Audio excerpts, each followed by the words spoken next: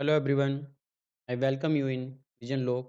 Today I will start a new topic, schema and instance. तो हम यहाँ पर देखेंगे स्कीमा। सबसे पहले हम स्कीमा स्टार्ट करते हैं। स्कीमा क्या है? तो स्कीमा को बोला गया है that is a design of data.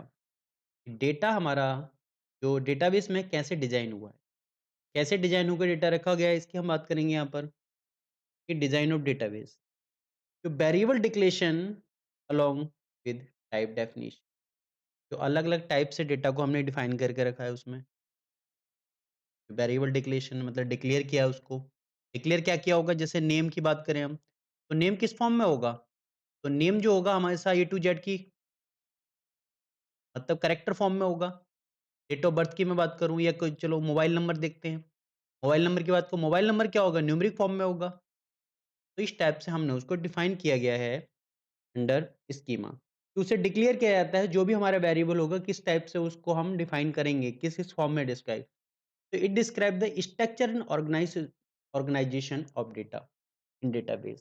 तो स्ट्रक्चर जो होगा और डेटा को कैसे ऑर्गेनाइज किया जा रहा है डेटा को, वो हम देखते हैं। तो यहाँ पर देखते हैं while a table is a data set in which data is organise in set of vertical column and horizontal row. तो इस टेबल में जो बात की हमने कि डेटा हमारा केस में डिफाइन होगा। डेटा जो हमारा है रखा गया है इसमें टेबल की फॉर्म में। टेबल में कुछ रोज की फॉर्म में और जो हमारी कॉलम है उसकी फॉर्म में। तो स्कीमा को बेसिकली बोला जाता है it is a skeleton.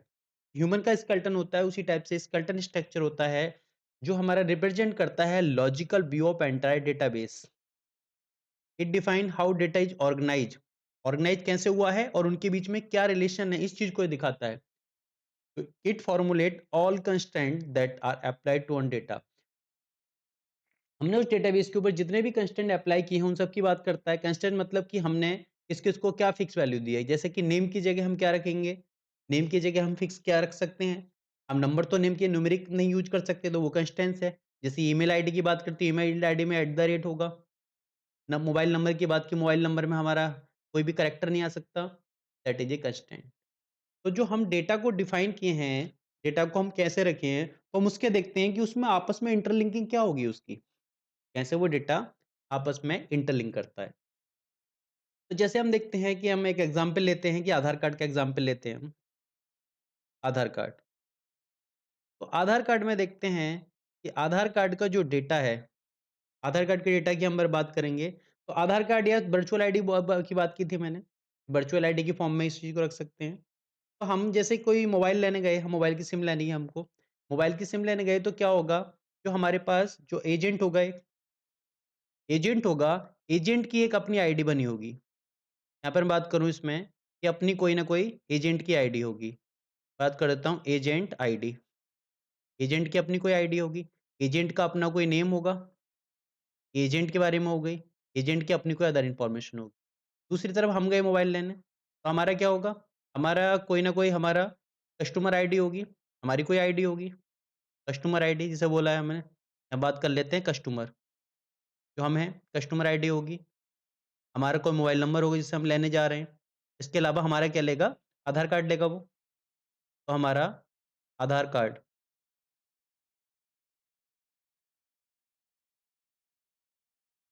Aadhaar card हमारा, आधार कार्ड का नंबर होगा हमारा नेम होगा। अलग-अलग टाइप से हमारे पास पूरी डिटेल होगी। ठीक है? तो उसके बाद में हम देखते हैं कि इसको अलग-अलग टेबल में हमने डिफाइन कर दिया। अब इनके बीच में रिलेशन, कि जैसे रिलेशन क्या होगा कि जैसे जो मोबाइल नंबर हमें अलॉट हुआ है, उस मोबाइल नंबर को अलॉट किसने किया है? तो हमारी जो कस्टमर आईडी है, हमारा जो नेम है, हमारी जो आधार कार्ड की डिटेल है या हमारा जो भी है, उसके साथ में एक एजेंट आईडी जुड़ी रहेगी कि इस एजेंट आईडी ने रेफर किया है। जैसे हम दूसरे एग्जांपल में बात करें, जैसे हम बैंक में लोन लेने गए। हमने इसमें देखा कि जो आधार कार्ड के थ्रू जो हमने देखा कि मोबाइल की जो अभी सिम अलॉट कराने हम जा रहे हैं, तो यहाँ पर देखा इनके बीच में क्या होगा? रिलेशन होगा। तो इनके बीच में हमें यहाँ पर रिलेशन दिखाई दिया। तो जो डेटा होगा कैसे ऑर्गेनाइज हुआ है, हम यहाँ पर देख ले क्या उसका स्ट्रक्चर होगा, किस फॉर्म में, और दूसरी उनके बीच में रिलेशन क्या होगा। तो जैसे हम दूसरे फॉर्म में बात करते हैं बैंक की फॉर्म में, जैसे बैंक में हम गए, हमने लोन अप्लाई किया, तो हमारी क्या होगी? कोई कस्टमर आईडी होगी, अकाउंट नंबर होगा, हमारा नेम होगा, ये जो चीज़ हमारे रिलेटेड वो इन्फॉर्मेशन होगी। That is our table. ये हमारी हमारी एक टेबल बन जाती है। दूसरी तरफ एक टेबल होगी जो हमारा गारंटर होगा, जिसने हमारी गारंटी ली उसका मोबाइल नंबर क्या है, उसकी डिटेल क्या है, वो सब मेंशन होगी। तीसरा, जो बैंक एम्प्लॉयी हमको लोन प्रोवाइड करा रहा है, उसकी कोई एम्प्लॉयी आईडी होगी, उसका नेम होगा, उसकी कोई पोस्ट होगी। इन सबको जो इंटरलिंक किया जाएगा हमारे डेटा के साथ। ये जो हमारा डेटा आएगा, जो हमें जो हमारा जो डेटाबेस में जाएगा, तो हमारा आएगा कि हमारा कस्टमर आईडी कितनी है, अकाउंट नंबर क्या था, हमारा गारंटर कौन है, हमारा जो एजेंट है जिसने हमें क्या है लोन प्रोवाइड कराया है वो कौन है। तो सब इसकी बात हमारे यहाँ पर फिल रहेगी। तो ये होता है हमारा स्कीमा। तो स्कीमा को बेसिकली बोला जाता है कि 3 टाइप की स्कीमा हमारे यूज़ होते हैं। पहला आता है हमारा physical schema. Physical schema means database design and physical level. Physical level पे जो भी हमारा डेटाबेस डिजाइन हुआ है, कैसे हुआ होगा, स्टोरेज कैसे स्टोर हुआ है, लाइव फाइल की फॉर्म में, indexing, bit, byte, block, other other form में हमारे पास जो डेटा स्टोर हुआ होगा या डेटा हमारे पास रखा गया होगा, ये उसकी बात करता है हमारे यहाँ पर। यहाँ पर हम देखते हैं, यहाँ पर हमारा आता है फिजिकल स्ट्रक्चर ऑफ डेटाबेस। ये जो हमारा डेटाबेस है, जो डेटाबेस है इसका फिजिकल स्ट्रक्चर क्या है, जो एक्चुअल में जो स्टोर है कैसे स्टोर हुआ है। How the data stored in block of storage is described at this level। अगला हमारा आता है कंसेप्चुअल, और दूसरा हम बोलते हैं लॉजिकल लेवल। इसको हम एक नाम और दिया है हमने इसका होता है हमारा, बोलते हैं इसे इंटरनल लेवल। फिजिकल स्कीमा को हम इंटरनल लेवल भी बोलते हैं, दैट इज इंटरनल लेवल।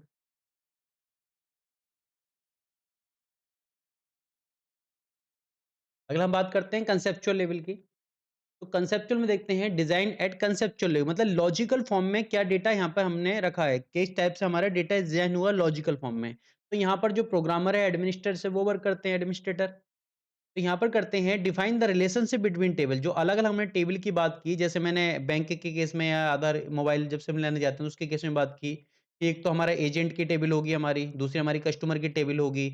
इनके बीच में रिलेशन क्रिएट करेगा कि क्या रिलेशनशिप है इनके बीच में, इस एजेंट के थ्रू कौन सा मोबाइल नंबर अलॉट हुआ है, वो कस्टमर कौन है, या बैंक के थ्रू हम गए तो किस बैंक के एम्प्लॉय ने कितना लोन अलॉट करवाया है, तो किस-किस बैंक एम्प्लॉयी के थ्रू कौन-कौन से कस्टमर है, या किसी कस्टमर के लिए बात करूँ मैं, तो कौन सा कस्टमर है, जैसे कितना लोन अलॉट में हुआ है, उसका नाम क्या है, उसका अकाउंट नंबर क्या है, उसे किस बैंक एम्प्लॉयी ने अलॉट अलॉट किया है लोन, उसके गारंटर कौन है, गारंटर में कोई और कस्टमर रहा होगा, जो उस बैंक का ऑलरेडी एक कस्टमर है।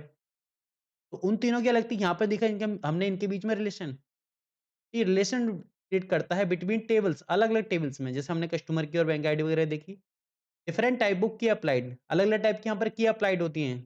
जैसे पब्लिक की हो गई, प्राइवेट की, फॉरेन की, अदर टाइप की जो की है वो एप्लीकेबल होती है हमारे में। Define the logical constraint, table view, integrity constant constraint. तो ये यहाँ पर देखते हैं कंस्ट्रेंट क्या है हमारा। कंस्ट्रेंट हमारा आता है, कंस्ट्रेंट का मतलब हम बात करते हैं कि जो हमारा फिक्स कंस्ट्रेंट बना हुआ है, कि जैसे हमने बात की तो हमारा ये नेम है, नेम। तो नेम की फॉर्म में क्या होगा, नेम का हमारे यहाँ कोई ब्लॉक दिया गया है डेटा स्टोर करने के, तो यहाँ पर हम करेक्टर ही रख सकते हैं। हम यहाँ पर न्यूमेरिक नहीं रख सकते, इट इज ए कंस्ट्रेंट। हम यहाँ पर कोई स्पेशल कैरेक्टर नहीं रख सकते। मोबाइल नंबर है, तो मोबाइल नंबर में हमारा क्या हो सकता है, सिर्फ और सिर्फ न्यूमेरिक वैल्यू आ सकती है, ना कोई कैरेक्टर आ सकता है, ना कोई स्पेसिफिक कैरेक्टर आ सकता है। जो स्पेशल कैरेक्टर भी नहीं आ सकता, कोई सिंपल कैरेक्टर भी नहीं आ सकता। It is a constraint. अगला हम देखते हैं, अगला हमारा है व्यू स्कीमा। इसको बोलते हैं, दूसरा नाम है इसका सब स्कीमा, और एक्सटर्नल लेवल भी बोलते हैं इसको। तो डिजाइन एट व्यू लेवल, जो हमें दिखा, जो डेटा हमने देखा, कि हम जो देखते हैं किस किस टाइप से डेटा रखा हुआ है, इसमें भी हमारा क्या हो सकता है, तो the different view of database, अलग अलग व्यू हो सकते हैं। कि जैसे मैं एक ऑर्गेनाइजेशन की बात करूं, तो ऑर्गेनाइजेशन क्या क्या होगा, सीईओ है, तो उसके लेवल अलग होगा डेटा का। ठीक है, बोर्ड ऑफ डायरेक्टर्स हैं, उसका लेवल अलग होगा। जो सिंपल टीम लीडर है हमारा, टीम लीडर का लेवल अलग होगा। जो हमारा सिंपल एम्प्लॉयर है उसका लेवल अलग होगा। ऐसा तो नहीं ना कि एम्प्लॉयर अपनी आईडी से ओपन करता है, सीईओ तक की सारी डिटेल देख पाता है, ऐसा तो पॉसिबल नहीं है। तो ये हमारा होता है अलग-अलग जो व्यू में हमें जो डेटा दिखाई देता है, ठीक है? अलग-अलग व्यू में जो डेटा दिखाई देता है, ये हम उसकी बात करते हैं, that is a type of schema. हमारा थर्ड टाइप आता है व्यू स्कीमा। ये था हमारा व्यू स्कीमा। अब इसके बाद में हम अगला पॉइंट देखते हैं हमारा इंस्टांसेस। तो इंस्टेंसेस क्या होता है? It is the collection of information store in database at particular moment. एक पर्टिकुलर इंस्टेंसेस पे बात करते हैं कि यहाँ पर क्या इन्फॉर्मेशन हमारे पास अवेलेबल है। मतलब जो वैल्यू की बात की थी हमने, ठीक है? जो हमने व्यू लेवल में वैल्यू की बात, उसमें फिजिकल लेवल में जो बात, यहाँ पर हम स्कीमा में जो बात की थी हमने, तो यहाँ पर हम देखते हैं वैल्यू ऑफ वेरिएबल, कि उस जो जो हमारी वैल्यू होगी वेरिएबल की, वो क्या होगी, उसके ऊपर डिपेंड कैसे करेगा। तो यहाँ पर हम उस चीज़ को देखते हैं। हमने जैसे स्कीमा में देखा था variable declaration with type definition, तो यहाँ पर उसकी वैल्यू देखते हैं कि जैसे हमने नेम फिल किया था, तो नेम में हमारी क्या वेरिएशन था, कैरेक्टर होंगे, लेकिन यहाँ पर उसकी वैल्यू क्या वैल्यू होगी। अब जो है हम पहले उसमें पहली रो के पहले कॉलम में क्या लिख सकते हैं, ए टू जेड कुछ भी नंबर लिख सकते हैं हम, दूसरे में क्या लिख सकते हैं, थर्ड में क्या लिख सकते हैं। तो जो वैल्यू है, मोबाइल नंबर की बात की, मोबाइल नंबर में क्या क्या नंबर हम पुट करेंगे, कितने हमारे 10 डिजिट के होंगे हमारे यहाँ पर, टोटल 10 डिजिट का स्पेस ना ज्यादा कर सकते हैं ना कम कर सकते हैं, वो इनवैलिड दिखाएगा। तो ये होते हैं हमारे वैल्यू ऑफ वेरिएबल्स, क्या वैल्यू उसके अंदर इस टाइम करंट सिचुएशन में पुट है। अगला हम देखते हैं information show at current situation. It is also called database state और स्नैपशॉट। जैसे हम एज की बात करते हैं, जैसे हम एज की बात की हमने, कि हमने कि एक टेबल ली, उसमें अलग-अलग पर्सन की अलग-अलग एज है। जैसे हमने देखा, हमने ये नेम दे दिया, यहाँ पर हमने एज दे दी, ठीक है? तो हमारी जो एज दिखाई देगी यहाँ पर क्या दिखाई देगी? कि जो एज है, नाम हमने ले लिया कोई नाम, एबीसी कोई भी नाम ले लिया हमने, एबीसी न नेम ले लिया, इसकी एज क्या होगी? मान लो 23 ईयर्स ही इसकी एज है। टीडी, इसकी एज कुछ हमारी होगी 21, 31 ले लें चलो। तो इसकी जो होगी, तो करंट स्टेट में बात कर रहा है ना, पर्टिकुलर मोमेंट में, लेकिन हम कुछ टाइम बाद इसको एक्सेस करेंगे तो क्या ये सही होगा? एज तो चेंज हो चुकी होगी। या फिर जैसे हमने देखा कि हमने अपने बैंक अकाउंट में देखी, बैंक अकाउंट में हमारे 10 रुपीज़ या 10,000 रुपए रखे हुए हैं। तो 10,000 रुपीज़ हमारे रखे हुए हैं, करंट सिचुएशन बात की ना हमने। अगर 1 घंटे बाद हमने 100 रुपए उसमें और ऐड कर दिए तो क्या हो गया प्लस? इस टाइम हमारे पास कितने रुपए थे? कम कर दिए, हमारे रुपए चले गए, तो क्या हो गई वैल्यू, यहाँ पर जो वैल्यू चेंज हो रही है, दैट इज ए इंस्टेंसेस। ये हमारा क्या होता है, इंस्टेंसेस होता है, कि जो भी हमारी रहेगी हर बार क्या होगा, जो वेरिएबल की वैल्यू चेंज हो सकती है। कब? जब अभी हम एडिट करेंगे, जब भी हम डिलीट करेंगे तो कुछ ना कुछ वैल्यू हमारी चेंज हो सकती है यहाँ पर। तो जो भी हम एक्सेस करते हैं तो हमारे सामने जो भी दिखाई देगा जो भी स्टोर है इन्फॉर्मेशन, तो पर्टिकुलर मोमेंट में डेटाबेस में जो स्टोर इन्फॉर्मेशन होती है, वैल्यू वेरिएबल की फॉर्म में जो होती है हमारी, दैट इज ए इंस्टेंसेस। ये था हमारा इंस्टेंसेस। वीडियो पसंद आई, वीडियो को शेयर कीजिए, लाइक कीजिए और चैनल को सब्सक्राइब कीजिए। Thank you everyone.